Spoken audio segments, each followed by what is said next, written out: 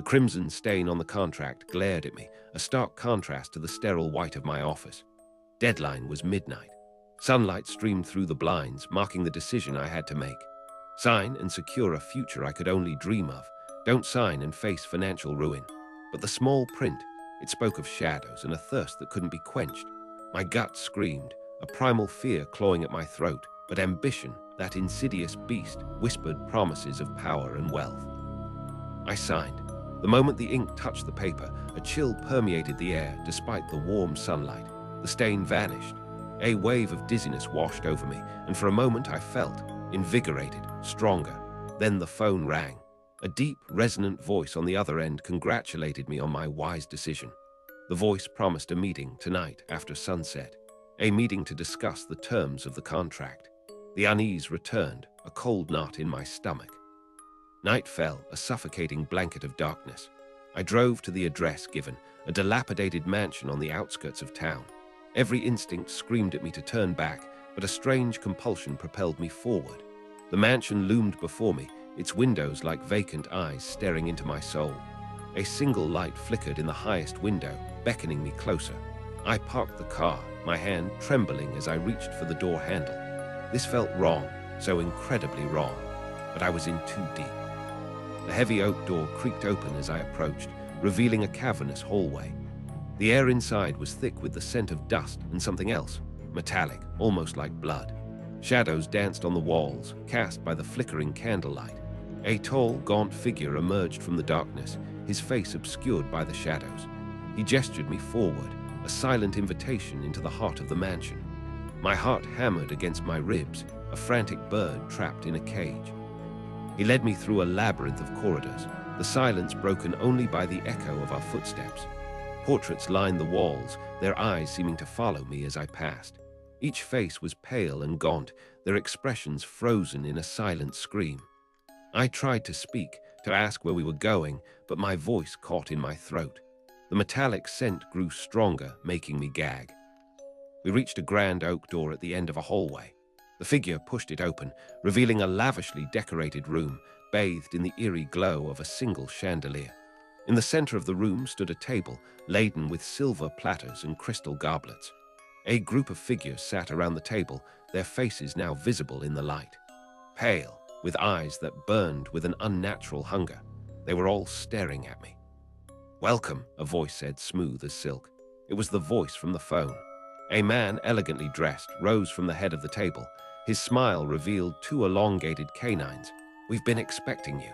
The others at the table shifted, their movements unnervingly swift. Their eyes, fixed on me, glittered with predatory anticipation. My breath hitched in my throat. This wasn't a business meeting.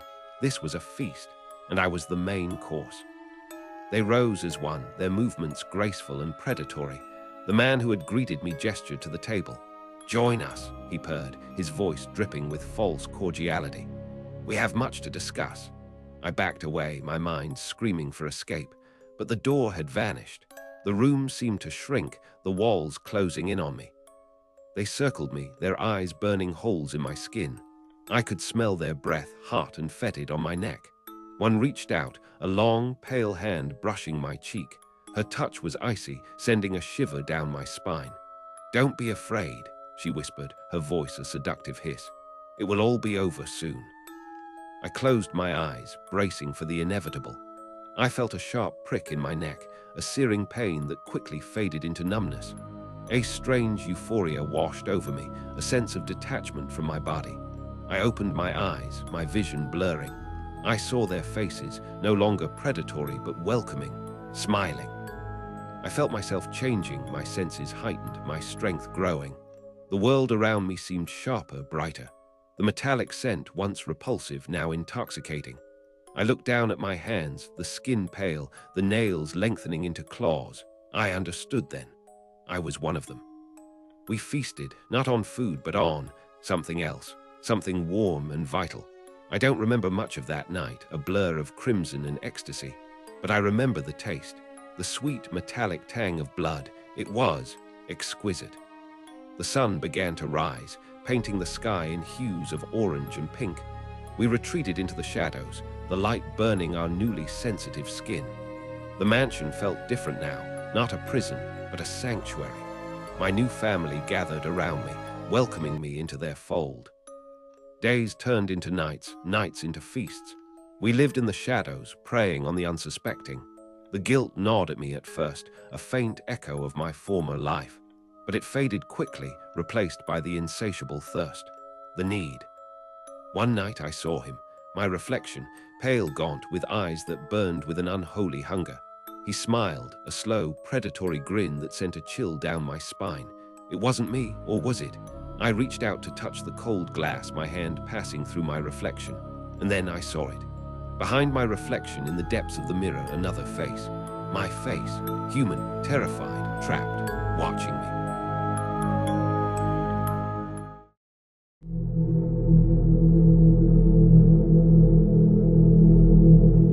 I inherited my great-aunt's estate last fall.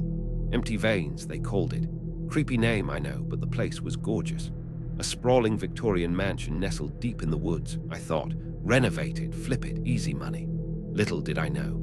The first night I'm unpacking boxes in the library, huge room, floor-to-ceiling bookshelves, and the scent of dust thick enough to choke on. Suddenly I hear this, scratching, like nails on wood, coming from inside the walls.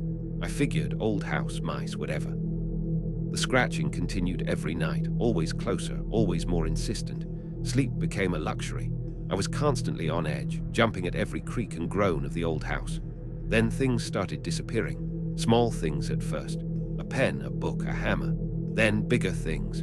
A chair vanished from the dining room. A painting from the hallway. Even a whole rug was gone one morning. I started locking everything up, double-checking the doors and windows. I felt like I was going crazy. One night, I decided to investigate. Armed with a flashlight and a hefty poker from the fireplace, I followed the scratching. It led me to the basement, a damp, dark place I'd been avoiding. The air down there was cold, and it smelled metallic. The scratching was louder than ever, coming from behind a bricked-up section of the wall. My heart pounded in my chest. I held my breath and touched the cold, rough bricks. I found a loose brick and pulled. Another, and another. Soon I'd created a small hole. I peered inside. It was a small, dark cavity. I shone the flashlight in, but I couldn't see anything. Then I heard a faint whisper, a raspy, almost inaudible voice. It said my name. I jerked back, dropping the brick I was holding. It clattered on the concrete floor, the sound echoing in the silence. I fumbled for the flashlight, my hand shaking. I shone the flashlight back into the hole. There in the darkness, two eyes opened. They glowed faintly red in the beam of my flashlight. A chill ran down my spine. I knew instinctively that whatever was behind that wall wasn't human. The whisper came again, closer this time. It still said my name, but now there was a hunger in it, a chilling, predatory hunger.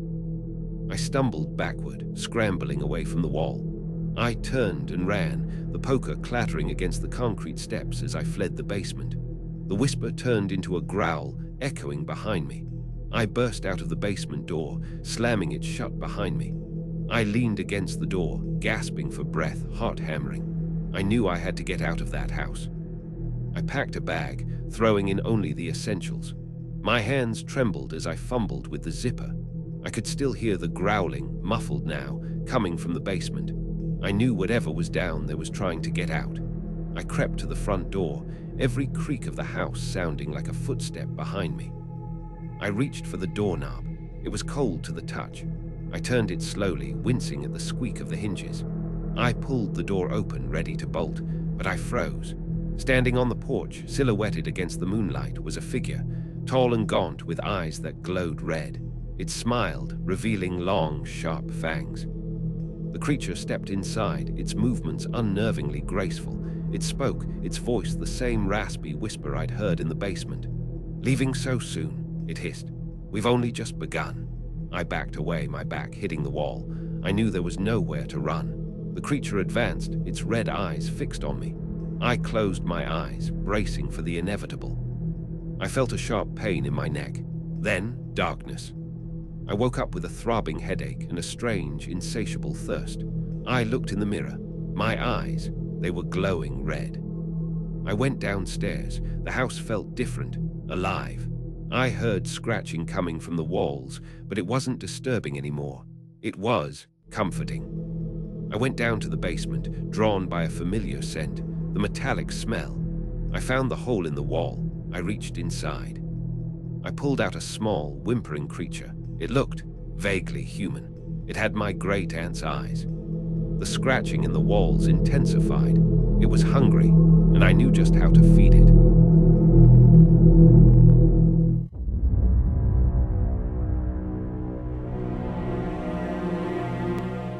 The fog was thick, a suffocating blanket that swallowed the old graveyard whole. I shouldn't have been there, not after dark, not after the stories. But Sarah was gone, vanished into the swirling gray. Her last text, just 3 words: "Help the fog." I gripped the old, rusted iron gate, its cold seeping into my skin. The scent of damp earth and something else, something metallic, hung heavy in the air. Fear, cold and sharp, pierced through me. I pushed the gate open, the hinges groaning a mournful protest. The fog seemed to cling to me, a chilling embrace. Each step crunched on gravel, the sound amplified in the unnatural quiet. The air grew colder, a bone-deep chill that had nothing to do with the weather. It felt ancient. I kept calling Sarah's name, my voice growing hoarse. The fog distorted everything, making familiar shapes seem monstrous. A gnarled tree limb became a clawing hand. A tombstone, a lurking figure. A low growl, guttural and deep, echoed from the depths of the fog. It vibrated in my chest, a physical force that stole my breath. My heart hammered against my ribs. I spun around, flashlight beam darting across the swirling gray, searching for the source. Nothing, just the fog, thick and impenetrable. But the growl came again, closer this time, accompanied by a rustling sound, like something large moving through the undergrowth. I fumbled for my phone, the cold metal slick in my sweaty hand. Then I saw them. Eyes, 2 points of crimson fire burning in the fog. They hung suspended in the air, malevolent and hungry. They didn't blink. They just stared, fixed on me.